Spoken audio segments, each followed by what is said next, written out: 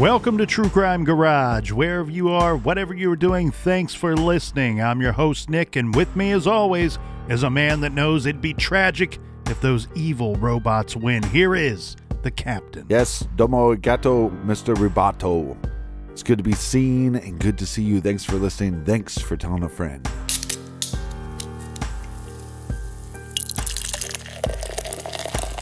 This week, we are very happy to be featuring Golden Monkey Belgian-style Triple Ale by the good people over at Victory Brewing Company. This Triple Ale tastes very much like most would expect from any flavorful, quality-made Belgian triple. It's boozy, but not too boozy, with a little banana and clove to round it out a bit.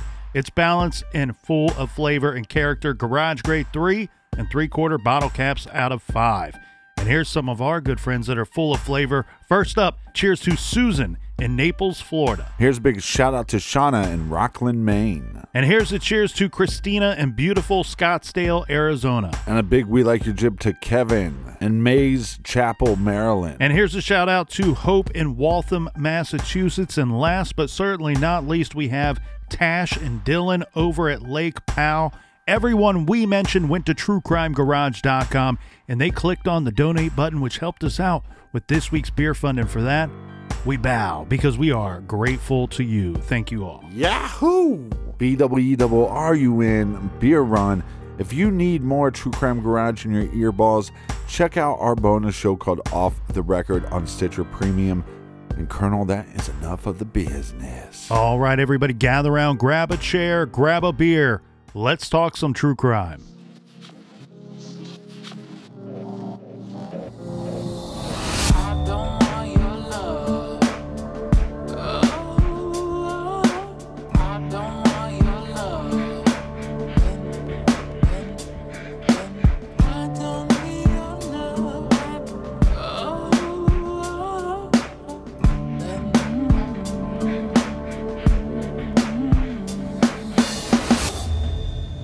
This week on True Crime Garage, we find ourselves once again looking at another horrific and tragic case. This one is unique, but again, aren't they all? This week's true crime story starts off over 14 years ago and spans all of the way into this year, 2021. There are 3 missing persons in this story, and after each disappearance, several suspects emerge. Some would get the answers they seek but feared relatively quickly, while others would have to wait, suffering for years the emptiness and terrible pain of not knowing exactly what happened to their loved one. Then, years later, when the answers do come, they turn out to be what they had feared all along. It all started back on Friday, May 4th, 2007, when a 17-year-old girl decided to skip a few classes and play a little hooky. Sometimes, unfortunately, we find that the things we are running and hiding from are actually protecting us from what we truly should be running and hiding from. Many times I have found that the feeling we get deep down in our gut, that feeling that tells us something here just is not right, well, those feelings are often correct. And those are feelings and suspicions that I hope and pray that everyone receives those warnings loud and clear. Because those warnings don't come from your gut. They come from your soul. Call it the truest form of instinctual self-preservation. That tiny little voice just might save you. So please remember that sometimes things are truly what they seem to be, and often evil has a difficult time disguising itself. This is True Crime Garage.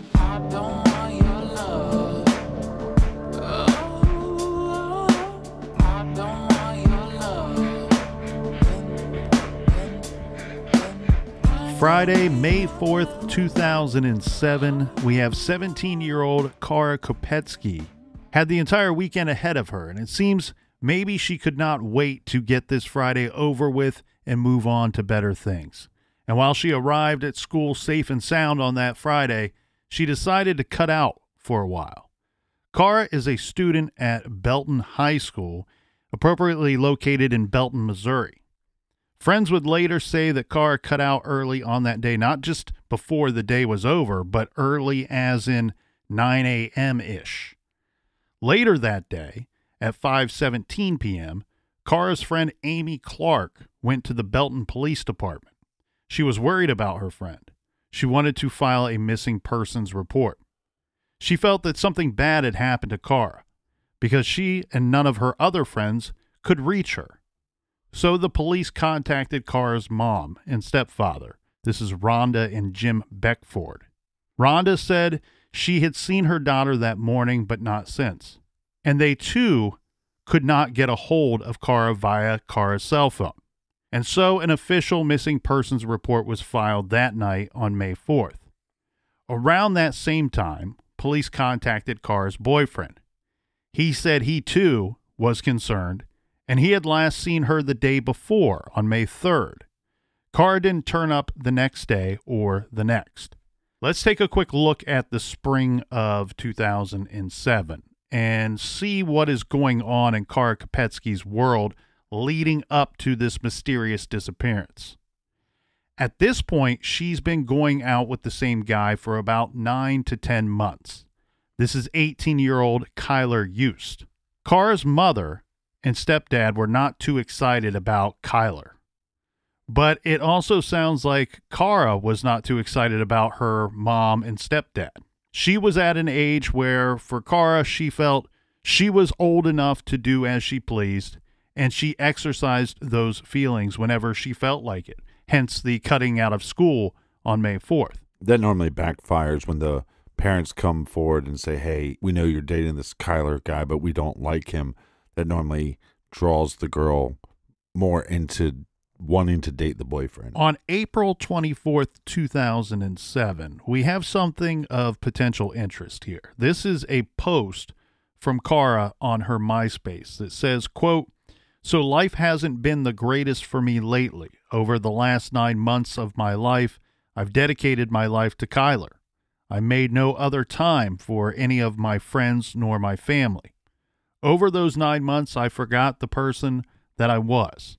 I'm trying to find that person again," end quote. Then just 4 days later, after that post, this is on April 28th, 2007, Kara went to the Belton Police Department and reported that her ex-boyfriend, whom she had just broken up with, had kidnapped her. She's referring to Kyler. She told them she was leaving Popeye's Fried Chicken where she worked, this after finishing her shift, when her ex, Kyler Yost, appeared and demanded that she go with him.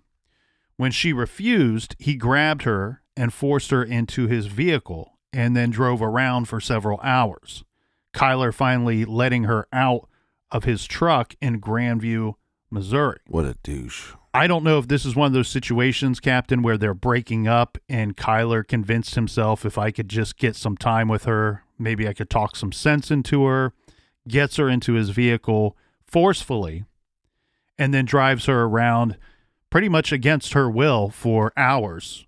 I'm guessing we don't know what the conversation was, but I'm guessing it was him trying to convince her to not break up with him. Some of these controlling boyfriends will they do the I'm sorry game, and when that doesn't work, they get angry. When that doesn't work, then they act like they're depressed. And if that doesn't work, it's almost like they'll keep trying every angle just to win the person back. Well, this bizarre act scared Kara enough to go to the police, and she wanted a restraining order against him. Her report alleged that Kyler kidnapped and restrained her, and that he choked her and threatened to cut her throat while holding a knife. Her petition alleged that Kyler was stalking her and subjecting her to emotional and physical abuse.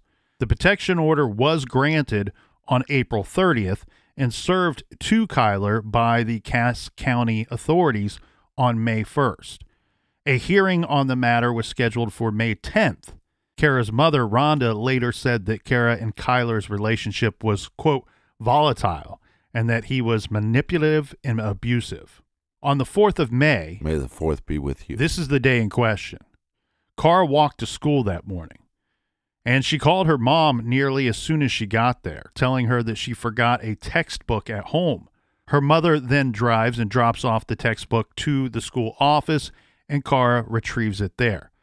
But then she abruptly leaves the school at 9:19 a.m., and we have that exact time because surveillance footage from inside the school shows Kara walking down the hallway at the school and then her leaving the building. Right. Her house is just a few blocks away, but she does not walk home. Her family reported her missing that evening after she never came home. And like you said, she has a restraining order against her ex-boyfriend. But what law enforcement come to find out is that she's been texting with her ex-boyfriend all day. Yeah, and I think the first major red flag for the family was when she failed to show up to her evening shift. She was scheduled to work at 4 p.m. at Popeyes that day. And from my understanding, Kara didn't always come home when she was told to, but it was not like her at all to miss work. And shortly after leaving school that day, no one heard from her again. So she also failed to pick up her paycheck at Popeyes on May 9th. So this is just a really weird situation where I don't think that her walking out of the school at 9:19 a.m. that morning was something that was a major red flag.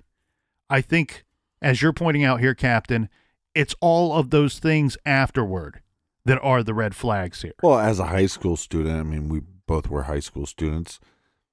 I'd say a large percentage of high school students skip at some point, whether it's a couple classes. I mean, look, she went into class, she did a couple things, and then said, "Hey, today's the day. I'm not going to be in class the whole day." Kara's family was concerned, and this is what's interesting to me.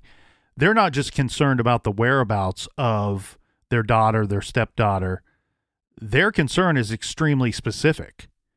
They say, we were concerned immediately that Kyler had done something to her. Well, yeah, because just a few days ago, he basically held her against her will, and they had to press charges against him. So that's where they say their suspicions were from the very beginning. But police thought that since she's 17 years old, and there was previous occasions when she chose not to come home and stayed away briefly, that this likely was a similar situation, and that she would turn up when she was ready to. The other thing here, too, Captain, that's a little bit weird about this story, we said they're all unique, and they are, but it's all these happenstance things that are odd in a lot of these cases. This same day that we have in question about her whereabouts, law enforcement was stretched very thin because later that day, a devastating tornado hit nearby Greensburg that same night. In fact, the ustornadoes.com has a fantastic piece about these terrifying tornadoes that hit, and the title best describes the devastation. The online article is titled May 4th, 2007, The Night That Made Maps of Greensburg, Kansas Have to Be Redrawn. So there was a lot of devastation as far as this tornado goes. It was not in the immediate area, but it was close enough that we have first responders really helping and trying to sort things out due to the tornado. But Kara's parents emphasized that their daughter was not the kind to run away. So on the 6th, Belton PD detectives sat down to talk to Kyler. The family's actively telling Belton PD, you have to talk to her boyfriend. This is a guy that we don't like, and we suspect all these different things about this man. So they sit down and they speak with him. He said he knew about the restraining order that Kara obtained against him. Kyler said that he had last seen Kara on the 3rd, but he did say he got a call from her phone on the 4th. Now, he tells investigators that Kara called him around 11 a.m., that he missed the call and tried to call her back, but she didn't answer. That, he said, was the last contact he would have had with Kara, but that was not exactly true. Police got a warrant for Kara's phone and text records, and they were examined by the FBI. The records showed that Kara was trying to skip school on the morning of May 4th and was texting some friends for a ride. Kara called Kyler at 9:14 a.m. from school. She's still in school at this time. The call lasted 61 seconds. She left the school building at 9:19 that morning, and her phone received a call back from Kyler's phone at 9:20 a.m. This call lasted a minute. Her phone sent a text at 9:46 a.m., and she made a call at 10:25 a.m., but after that, there was no record of the phone and no social media post from Kara. Detectives noted that Kara and Kyler were in constant communication until the morning of May 4th, but after that, they never spoke again, or at least never used her phone to speak again. And then her phone is never used again after that call that she made at 10:25 a.m. Yeah, to me, it makes somebody look so guilty if you're in constant contact with this individual, they go missing, and you don't even reach out to them to see if they're okay. Seems like she took the threats and him kidnapping her basically serious, but I hate the fact that she is having any contact with this dirtbag. Yeah, I want to make sure we're painting the right picture here, and we're not stating that. It doesn't look to me like she's going out of her way to communicate with Kyler. It looks more like he's trying to get in touch with her and speak with her. Now, Kyler's story didn't change no matter how many times the police spoke with him, but he did offer up some new information. He said Kara was running around with a bunch of different guys. On the 7th, Belton detective Mike Clark sat down with Kyler for an informal interview where Kyler told him that he and Kara had dated for 9 months, recently broke up, and he was very upset about this. Kyler admitted to the kidnapping episode, saying that on April 28th, he and Kara were arguing because she was dating other guys. So he thought he'd drive her around and talk some sense into her, but that was it. In the next police interview, Kyler admitted that he and Kara argued on May 3rd. He said that they had argued on the phone because Kara had a male friend coming into town for the weekend and was planning on hanging out with this guy. And of course, Kyler did not want her to spend the weekend partying with this other guy. Well, too bad. All right, Captain. So now we take the questioning on to the next guy. This is Joel Harmon. So Kyler's able to tell police who Kara was planning on hanging out with by name. Right. So they take this information, and now we're going to speak with this Joel Harmon person, see if he knows where she could be or when he last saw or spoke with her. So Joel confirmed to police that indeed he was supposed to visit with Kara that weekend, but he repeatedly called her on May 6th and was not able to get her on the phone. He found out that she was missing when he called her home phone on May 7th and spoke with one of her family members. And police searched some more. They noted that Kara's bank account had not been touched since the last time she was seen. Right, so we have no activity on her bank account, and we have her not picking up her check at work. Right. These are items that you're going to look at from a police standpoint and say, you know what?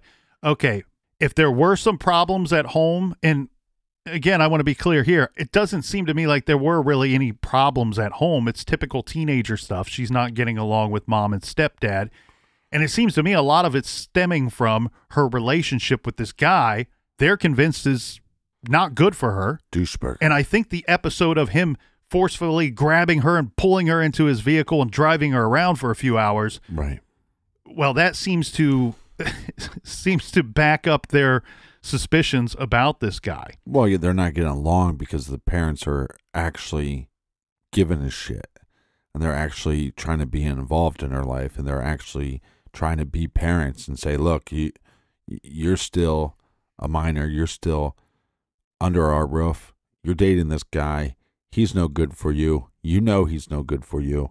Like I said, they're arguing because the parents actually give a shit. And so from a police standpoint, you're going to look at a couple of these things and say, all right, well, even if there was some stuff that we may not be fully aware of, inside the home or between mom and daughter or stepdad and daughter. Her not going to work, okay, well, she already skipped out on school. But not picking up a paycheck and no activity on her phone or bank account does not really point you in the direction of, well, she took off and she's not coming home. Right. This tells us something else may be going on here. If I'm law enforcement, I want to know why she left school in the first place. Yeah, that's a good question here. Now, police did go and search Kyler's apartment relatively early in this investigation, but they came up empty-handed in finding any evidence of any type of foul play. There was really nothing there that they gained from that search.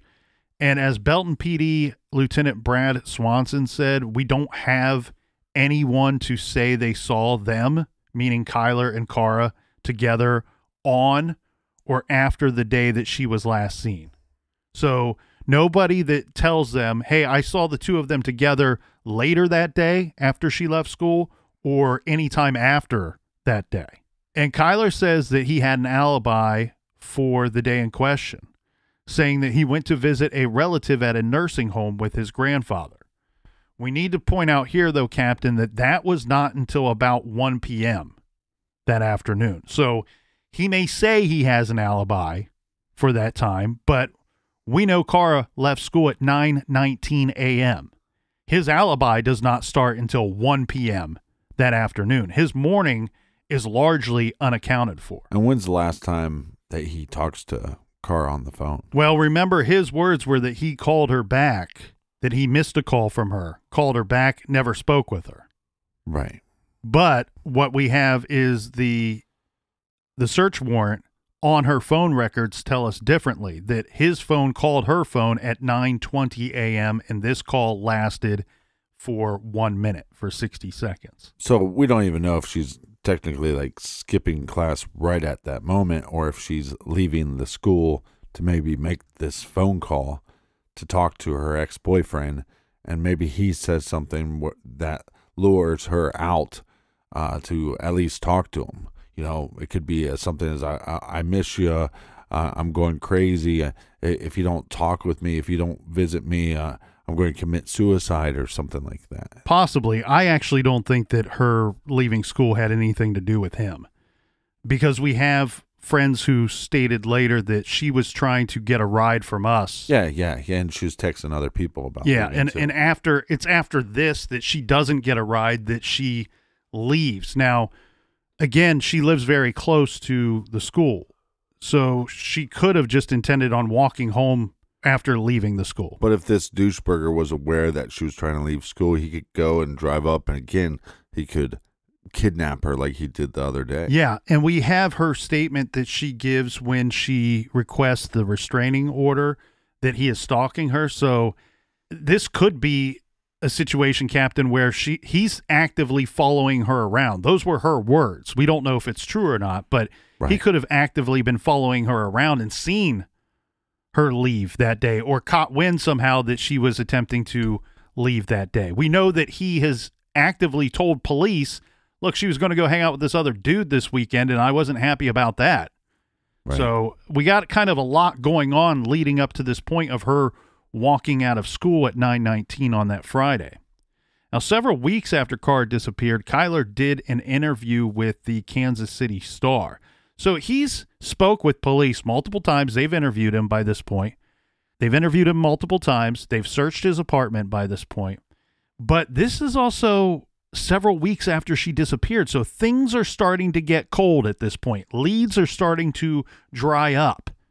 This is when he talks to the Kansas City Star. He said that Kara was a fun girl who wanted to live life to the fullest. According to Kyler, Kara had talked about running away to Mexico, saying, quote, lately I've been kind of depressed about the whole thing. I have no idea where she is, end quote. Per KSHB.com, Belton police said that Kyler passed a lie detector test and had an alibi for the time of Kara's disappearance. But the community was not happy with letting Kyler go free. In late June 2007, some citizens of Belton circulated a petition demanding that the state step in and take the case away from Belton Police Department.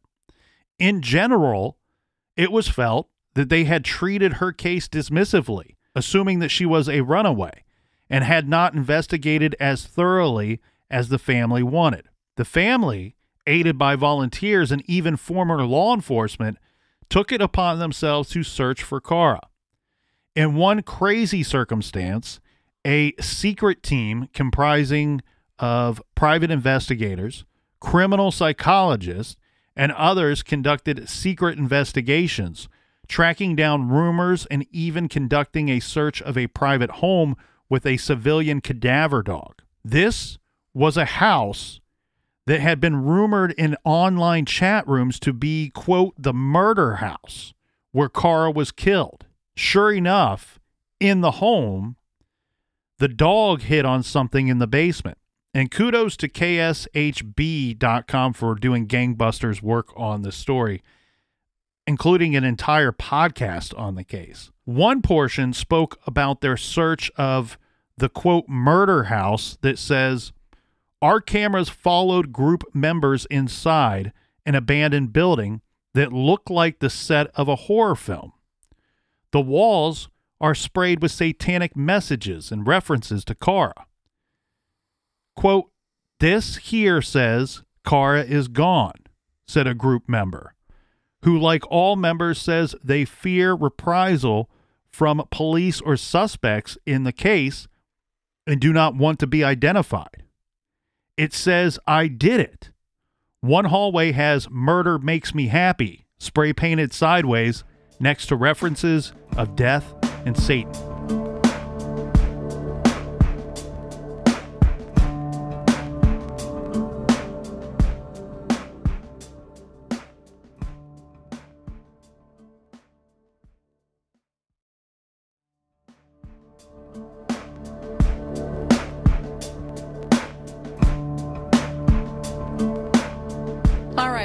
For Kara Kopetsky has been excruciating for her family, friends, and for law enforcement, and especially difficult because there seems to be so few credible clues.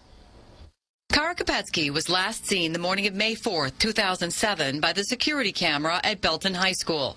Her mom says she was excited about getting her senior picture taken and was looking forward to her final year of school. But something mysterious happened to Kara that May morning. She left school either on foot or in a car with someone else. Her last cell phone call was made at 10:30 a.m. When she didn't show up for her after-school job, her parents became worried and reported her missing.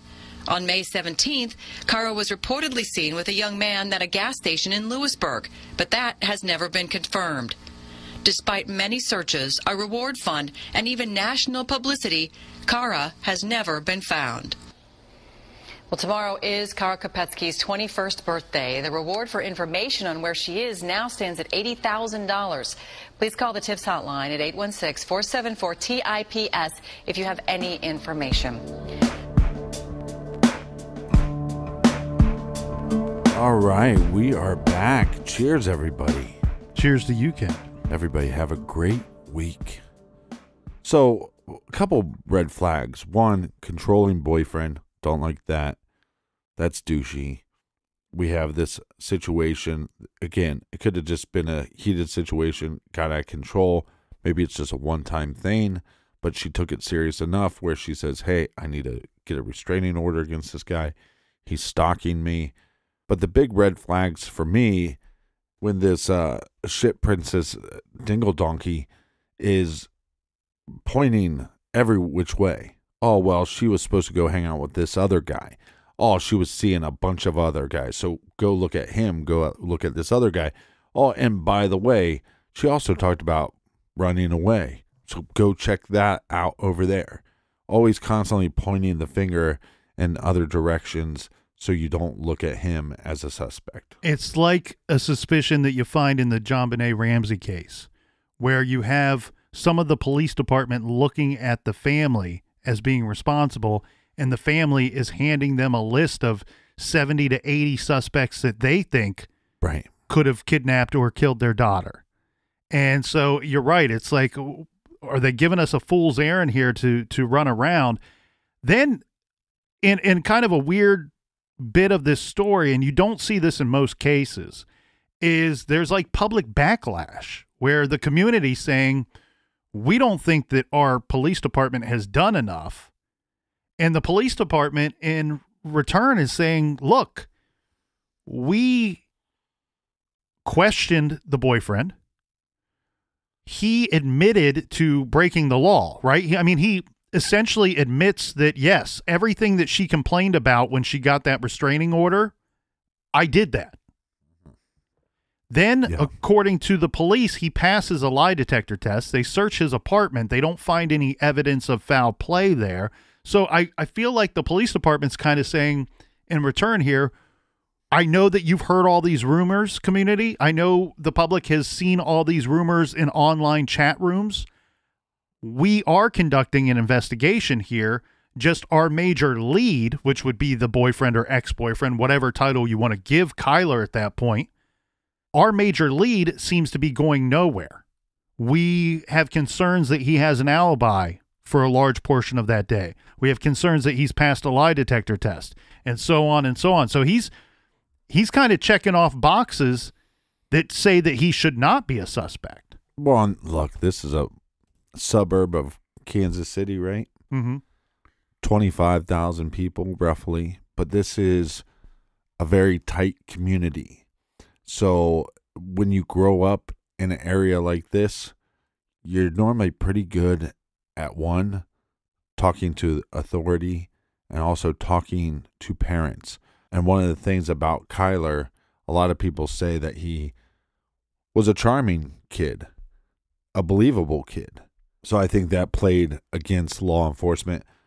But I think the community started speaking up when they got wind that this alibi wasn't 100% checked out properly. What do you mean checked out properly? Well, there was people at the nursing home that law enforcement never ended up interviewing and they couldn't find. Yeah, I mean that might be hearsay, but that's what it says in the documentary, but that's what some of the rumors around town were. No, I know that. I'm not disagreeing with that. I'm saying that I don't think, to me, it doesn't matter about the alibi. And I think, and that's why I went out of my way to point out earlier that, hey, police are saying we have concerns that he does have an alibi for a large portion of that day. But I'm pointing out that, let's say that the alibi is true. Even if it is true, which it does seem to carry some weight. Right. But even if it is true, it's right. Like if there's a bank that's robbed at 10 o'clock this morning, it doesn't matter if I can tell you where I was at 3 p.m. today. Right. His alibi starts at 1 p.m. that afternoon. The last time we have any evidence that she's alive and well and is not abducted or anything like that has happened to her is 9:19 that morning.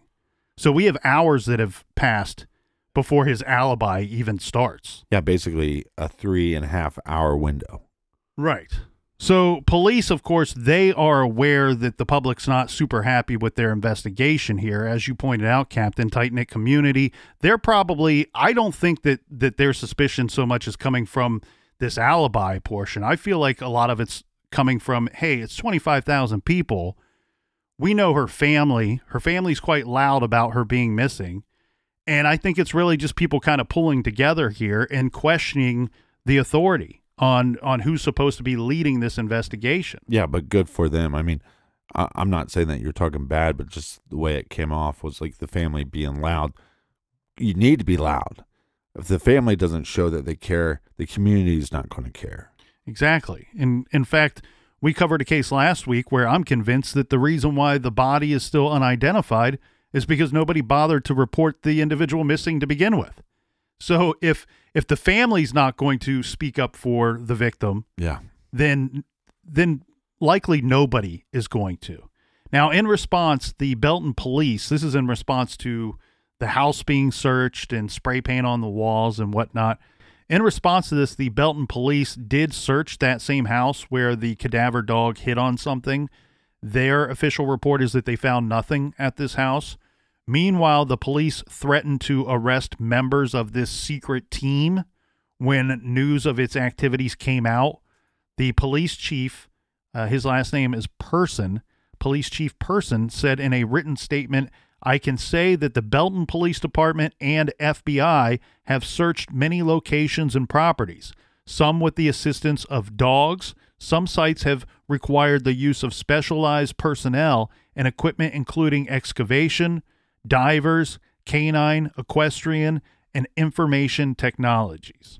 Either way, police and civilian groups were having simply no luck locating Kara. No matter what side of the fence you were on, they're not finding her. They're not even finding additional leads to lead them further along the trail.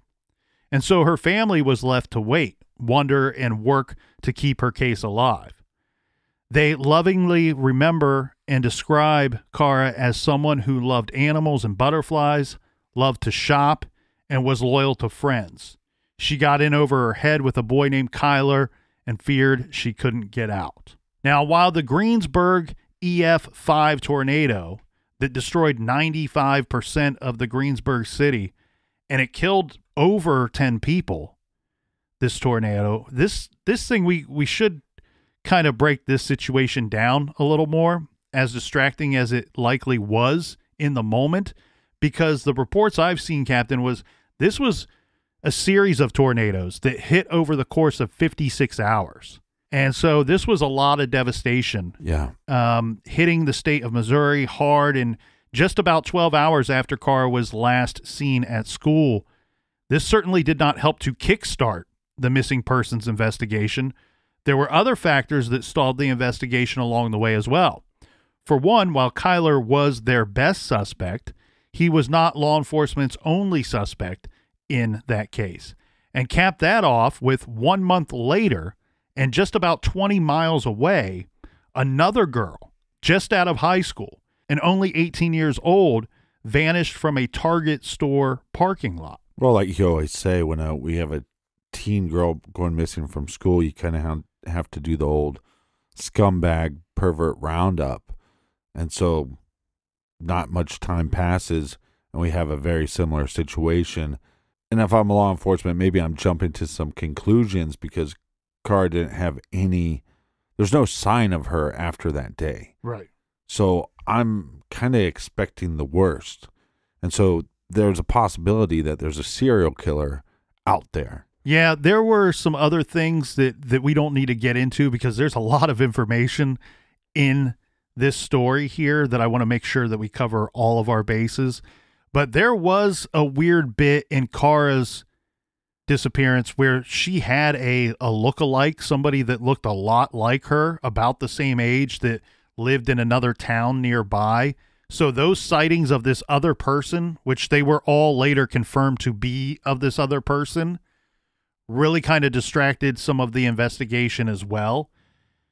The incident that you're talking about, where we have a situation where we have a similar victimology, really is a big distraction to this case as well. So this takes us to June 2nd, 2007. This is less than 1 month after Kara Kopetsky went missing. This is a Saturday night. Remember, Kara went missing on a Friday morning. Here we have Kelsey Smith. She's 18 years old and a recent graduate of Shawnee Mission West High School. Just before 7 p.m., she arrives alone at her local Target store. She is going with the intention of purchasing a gift for a close friend. So she parks her car, walks to the store's entrance, and goes inside. Unfortunately, she is unaware that there is a monster on the prowl in the area that night. And this subhuman likely chose this area because it's a Saturday evening, and this Target is right next to a mall. So this will be a busy area with lots of potential prey. So Kelsey enters the Target. She does her shopping, purchases her selected items, and then security cameras show Kelsey leaving the Target store at 7:07 p.m. Now, Kelsey makes a call while still inside the store. Sadly, she does not come home that night. And based off of everything, her family, her movements, her lifestyle, and personality, there is zero concern that she took off somewhere. This is a situation where as soon as the minutes start to turn into hours and she is not back that night, her parents are very aware that something terrible has happened to their daughter. So now we have a situation and her family goes out looking for her. About 4 or so hours later, Kelsey's vehicle is located by her family. They find the car abandoned, but it's not at the Target parking lot where they know her to have been earlier that night. No, they find her car in a parking lot located just outside of the mall across the street from the Target. Now, even more troubling, all of her belongings are found inside of the vehicle. The family notifies the police, and the police determine that Kelsey was most likely abducted. So local PD starts their investigation immediately. They take a look at the surveillance footage from both inside the Target store and the Target parking lot, and they can see her being forced into her car at approximately 7:10 p.m. They go to the mall and see on the mall camera footage, someone pulls up, parks Kelsey's vehicle, leaving it abandoned in the parking lot at 9:17 p.m. In a very smart move, they decide to see if they can figure out Kelsey's movements by checking cell tower records. As per the reports, Kelsey's cell phone last pinged in Grandview, Missouri. This is the night that she went missing. Very sadly, just 4 days after Kelsey went out alone to purchase a gift for a friend, local law enforcement, along with agents from the FBI, they were able to locate her remains in the afternoon of June 6, 2007. Her body was found near Longview Lake in the woods, about 20 miles away from the Target store where she was last seen alive. Kelsey, after being abducted, and her abductor and killer using Kelsey's car in the commission of committing several felonies, was strangled with a belt and left in the woods. Now we, in a very short order, go from looking for this young woman to now looking for her attacker. And detectives are armed with some very good lead information here because, God bless it, Captain, this is a story where the security cameras were rolling.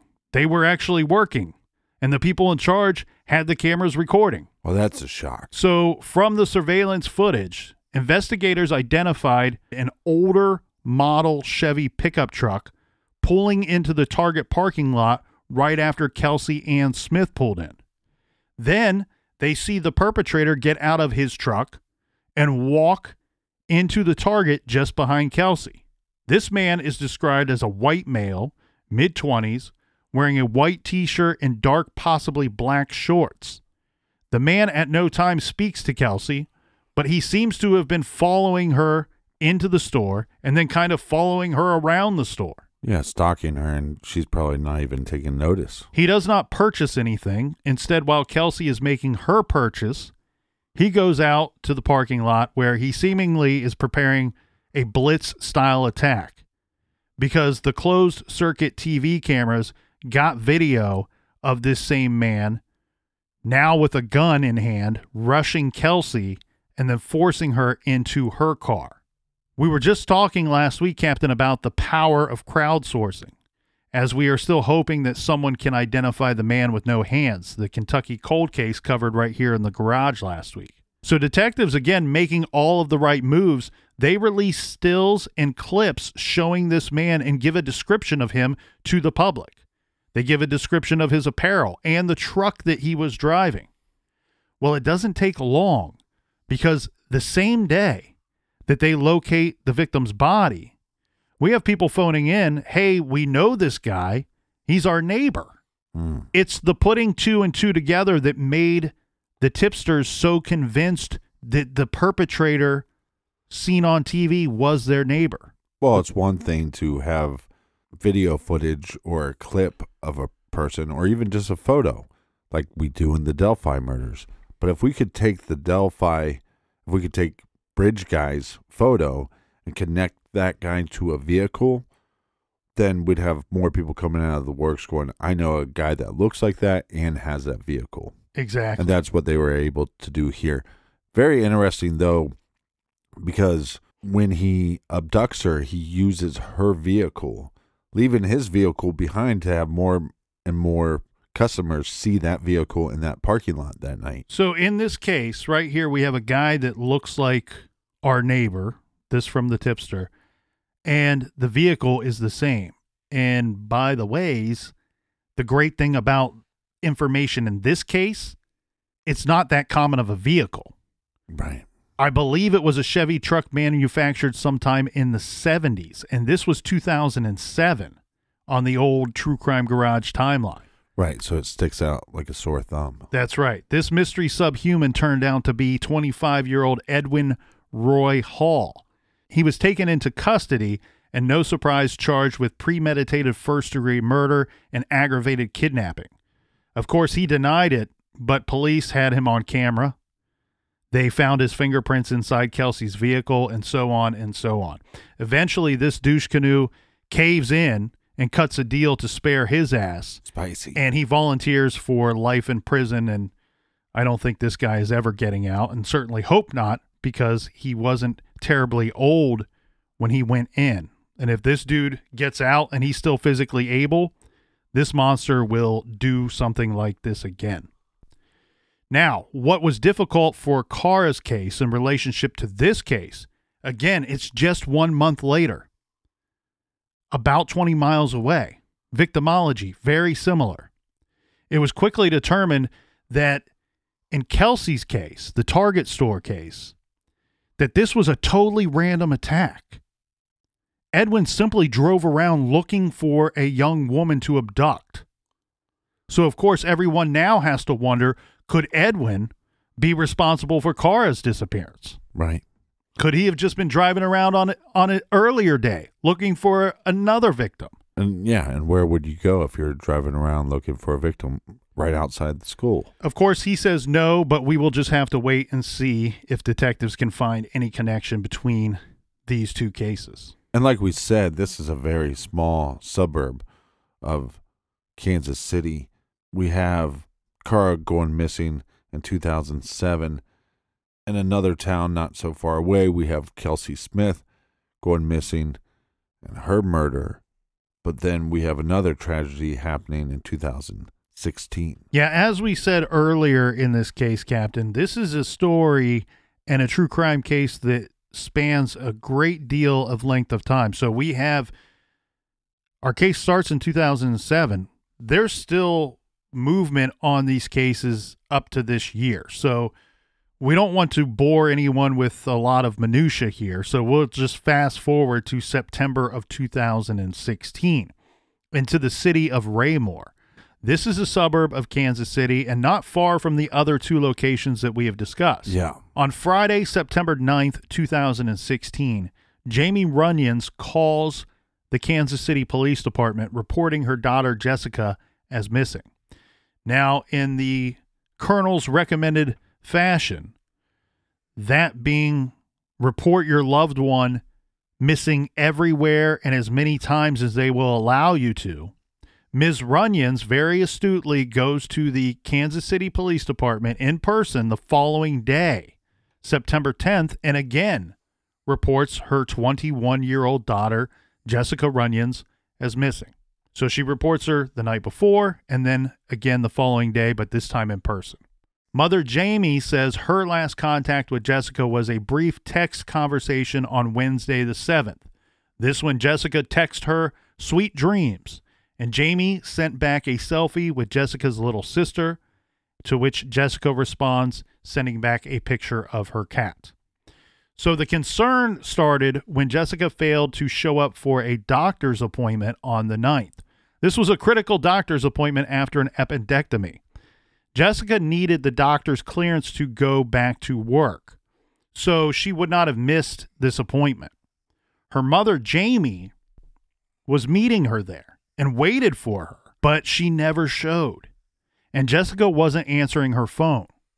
Jamie started calling everyone that she could think of trying to locate her daughter. Now, we will go through this timeline in chronological order, but of course, some of this stuff was not figured out until after Jessica was reported missing and police began looking for her. So Jessica was living with her one-time boyfriend, but it sounds like they were on again and off again. They shared an apartment, but more than one source says that at the time of Jessica's disappearance, they were sleeping in different rooms. So we have the text conversation between mother and daughter on that Wednesday night. Yeah. That night, Jessica goes to sleep at her apartment, and again, she and her ex-boyfriend, Jackson, share this apartment. Then later, we learn that Jessica did respond to a post on Facebook on Thursday around 2 p.m. After that, her family received no communication from her. On the last night that Jessica was seen, Thursday, September 8th, she told her boyfriend or ex-boyfriend, Jackson, that she was going to a friend's house for drinks and to hang out. He says that they spoke and agreed to try to work on their relationship. Around 10 p.m., though, Jessica stopped responding to Jackson's text. He says at the time he assumed that her phone had died. Then Jackson, he says he was very concerned when he woke up the next morning on the 9th and Jessica was not home yet. Captain, do you want a little background on Jackson and Jessica's relationship, or should we just keep moving forward here? Yeah, definitely I want to know about him. I mean, he's a possible suspect. Jessica met her boyfriend / ex-boyfriend Jackson when they both were working at the Foxwood retirement home. Jackson went to Belton High School, and they knew a lot of the same people. By September of 2016, when Jessica goes missing, Jackson and Jessica had been together for 3 years and were living together, but as said, the relationship was rocky and they were sleeping in separate rooms. I'm not clear exactly what here, Captain, but it's been reported that Jackson had some health issues as well. Then on Friday, Jessica misses that doctor's appointment that we discussed. Her mother speaks with Jackson at this time. Mom calls and reports Jessica missing, and then the next day, Jessica's mother, Jamie, and Jessica's ex-boyfriend, Jackson, they go together to the police department and file a missing persons report in person. Now, Jackson is going to be a key factor in this case here because he lives with Jessica. So he's going to be able to provide police with some leads right from Jump Street. And this is what he tells the police. Jessica went to a friend's house for drinks on that Thursday. When she was not home the next morning when Jackson woke up, he called the person who hosted the party. This person tells Jackson that Jessica was at the party and she arrived with Jackson's friend, his name, Kyler Use. Scumbag. Jessica and Kyler knew each other from high school. The party host said the people there were surprised when Jessica and Kyler arrived together. Several people later told police that Kyler was visibly heavily intoxicated that night, drinking Grey Goose and wine. He's double-fisted most of the evening. Even more importantly, they say that he was acting possessive about Jessica and aggressive toward the other partygoers. Several witnesses told police that Jessica and Kyler were arguing loudly, and Jessica wanted to leave, but Kyler didn't want her to go back to Jackson. The host asked Kyler to leave. Red flag. Jessica and Kyler left the party at 11:42 p.m. in Jessica's car. We know almost to the minute when the two left, and you'll see why. Jessica's car was a black 2012 Chevy Equinox with Missouri plates. Kyler, remember, we have everybody saying this dude's hammered. He insists on driving, but when they go to leave, he clipped someone's car in the driveway. So Jessica took the wheel and they drove off. Now, the host of the party took a picture of this car incident, which they later showed to police. So the photo was time-stamped 11:42 p.m. That's how we have almost the exact time of when they left. That So night. he hit the car. They told people at the party, obviously. They took a picture and then they let him drive off. Correct. Friends at the party told Jessica to text when she got home safely, but she never did text. Shouldn't let your friend get in a vehicle with somebody that is so intoxicated that you ask to leave the party. and then he hits a vehicle, and you still let her leave with this intoxicated guy. No one saw Jessica after that.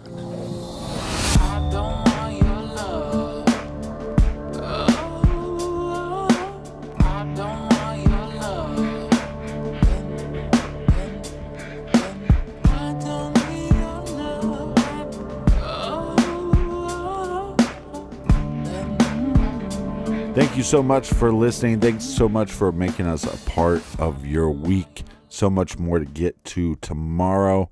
Make sure you subscribe to the podcast, and make sure you go to iTunes and leave a 5-star review. And join us back here in the garage tomorrow. Until then, be good, be kind, and don't litter.